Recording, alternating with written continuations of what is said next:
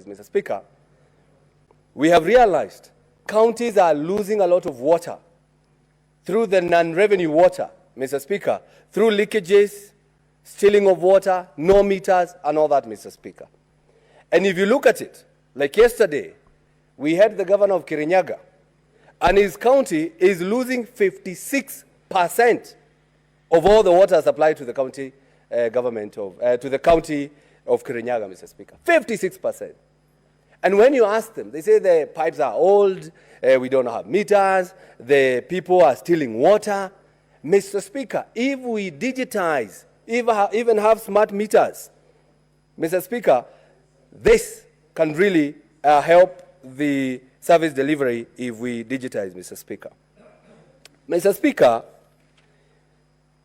I know counties need money, and it is upon this House to scrutinize how the governors are using these monies, Mr. Speaker. The other day, and we saw it yesterday in the news, that the national government, through the Ministry of Water, they are forming a task force to fight rats menace, snail menace, and birds menace in Mwea, Mr. Speaker. Though it might sound funny, this is a huge problem in Mwea, Mr. Speaker.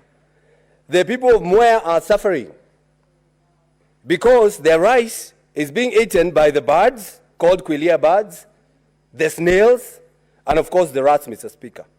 But when you ask them, and I've talked to the senator of Kirinyaga, and he has given me more information by telling me that one red-billed quelea bird can eat 80 grams of rice every day. If you multiply that by a year, Mr. Speaker, that's about 215 tons of rice. So the Mwea people, if you convert that to money, they lose 32 million Kenya shillings every year, Mr. Speaker. But when you ask the national government or the county government, they are forming a task force. You know, this government of ours, Mr. Speaker, they like meetings. They even form a meeting to discuss whether they should have a meeting, Mr. Speaker. What I'm trying to say is, Mr. Speaker, how to fight this menace in Mwea is to give counties more resources. But again, I've been told here by the Senator of Kirinyaga that the county government of Kirinyaga has never budgeted for this menace, has never put money to try to reduce these red-billed quelea birds that are eating the rice, Mr. Speaker. And when you do a little bit of research, how do you repel or keep away these birds, Mr. Speaker? Is by using some ultrasonic repellers, Mr. Speaker. It is a small gadget that makes some sound or emits some sound waves that the human cannot hear, but the birds will hear, and it will disturb them, and they will run away. And such a gadget, Mr. Speaker, is going for 3,000 Kenya shillings. And the county government cannot see it fit to budget for such a gadget, Mr. Speaker. Mr. Speaker, we have known even from our high school, of our primary school times, that we have scarecrows, Mr. Speaker.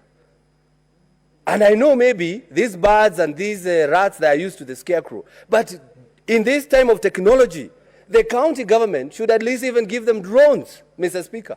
The drones that are also emitting the predator sounds so that the birds can feel like a predator is on the way, Mr. Speaker. So what I'm trying to say, Mr. Speaker, is that we shouldn't reduce the amount of money that goes to the counties, and again now ask the governors to prudently use those resources as per the budget estimates, as per the budgeting processes, and also as per the people's priorities, Mr. Speaker. Mr. Speaker, I know I'm talking about Mwea, but probably this is not the only problem in Mwea or the rice fields, Mr. Speaker. Maybe in Bura, Ahero, North Kano, or even Lower Kuja in Migori, Mr. Speaker, maybe they're also having these problems. And when the government says it's going to form a task force to catch a rat, Mr. Speaker, you ask yourself, don't we have the people who are mandated to deal with these issues instantly? Must you form a task force to go and discuss the rats, or the birds, or the snails, or even how to kill them, Mr. Speaker, yet they already know how?